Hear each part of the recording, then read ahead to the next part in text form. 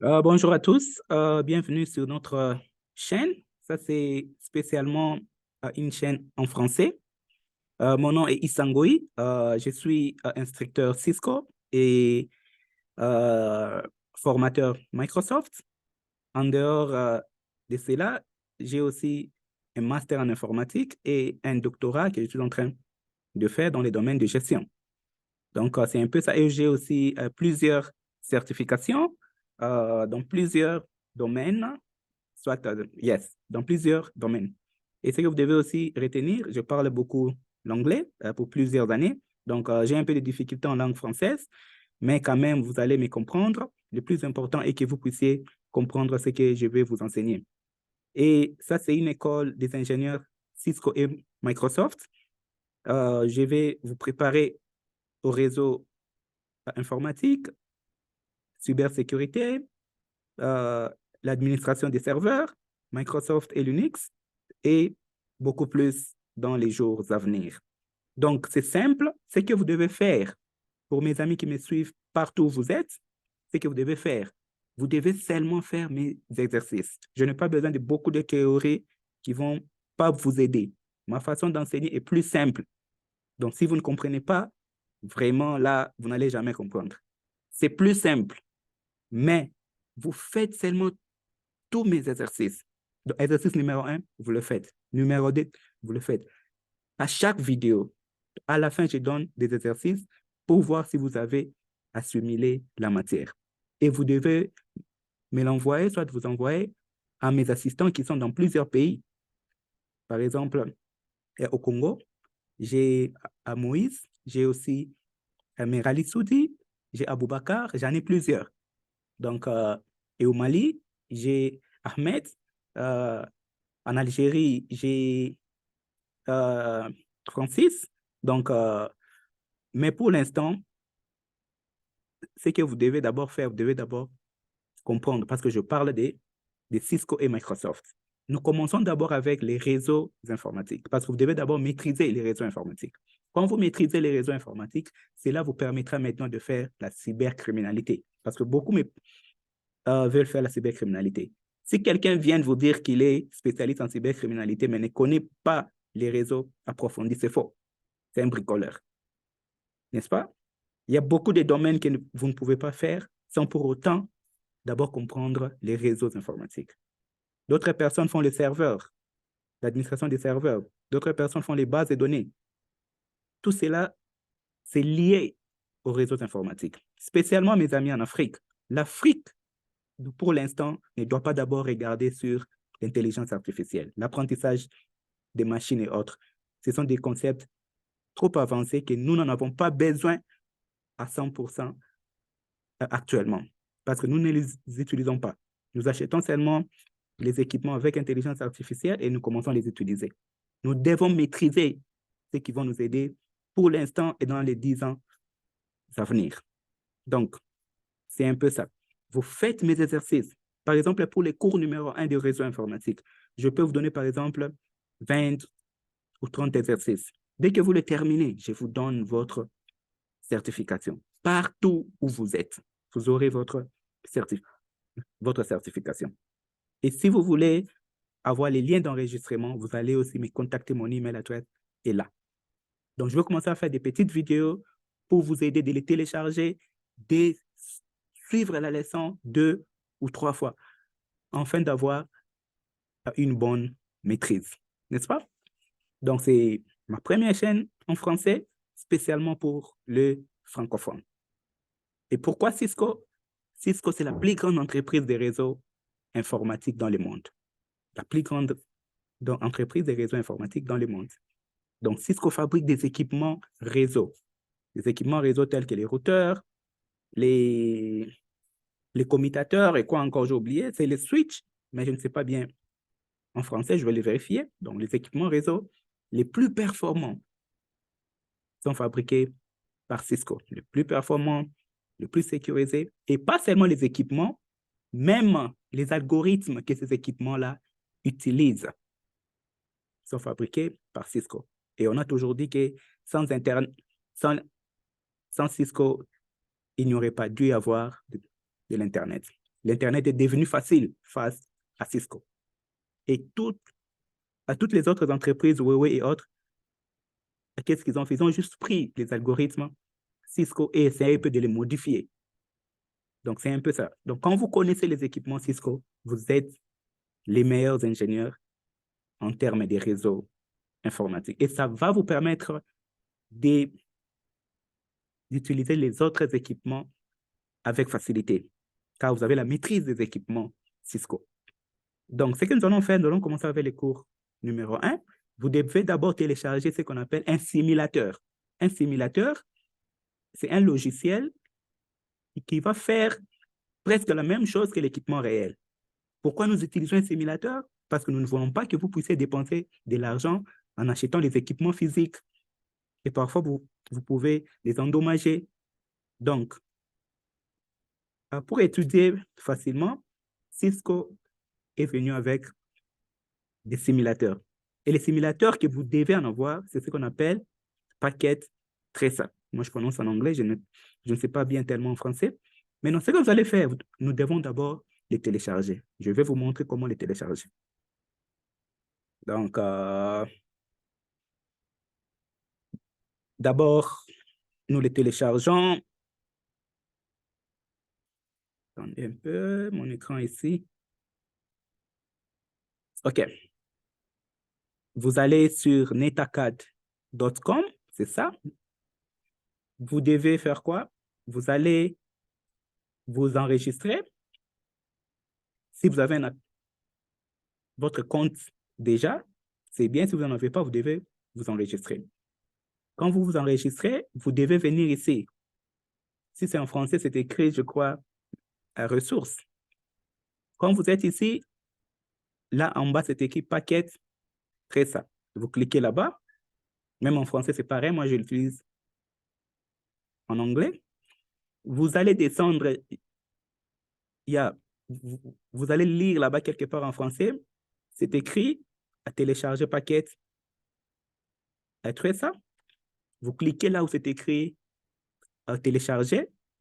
Et puis, vous irez en bas. En bas, vous allez voir les téléchargements ici.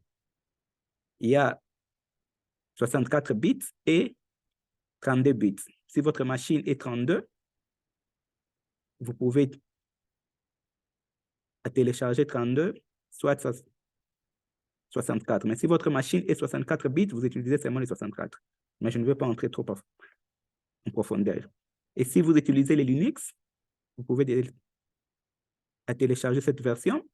Et si vous utilisez Mac OS, vous pouvez aussi télécharger cette version. Donc, la version Windows, c'est cette version.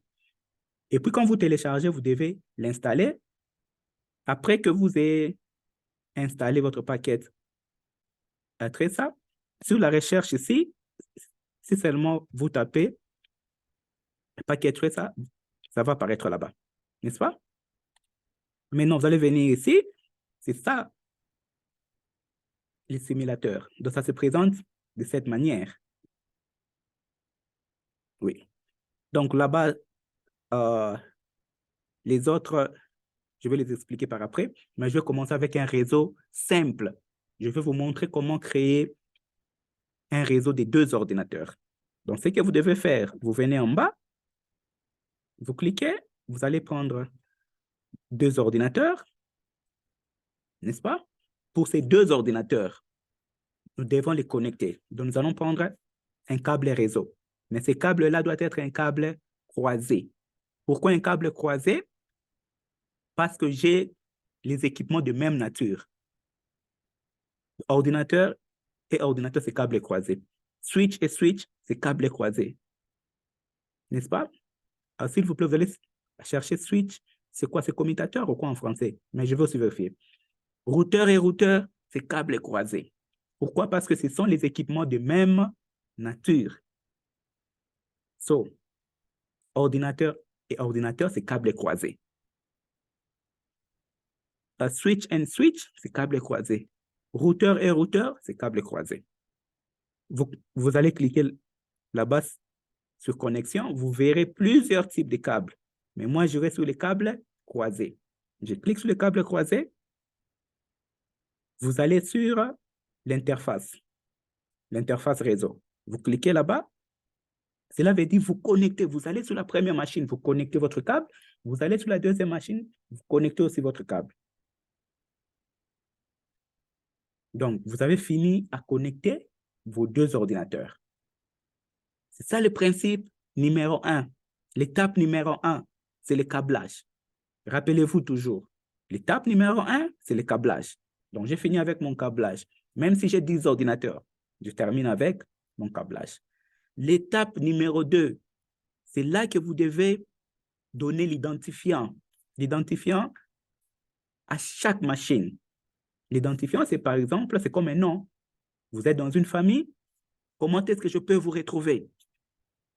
Comment est-ce que je saurais que celui-ci c'est tel, celui-ci c'est tel? J'ai beaucoup d'enfants. Je dois leur donner des noms uniques. Ces noms uniques, c'est ce qu'on appelle l'identifiant. Soit l'adresse IP. En français, l'adresse IP, l'identifiant. C'est une manière d'identifier les composants dans votre réseau. N'est-ce pas?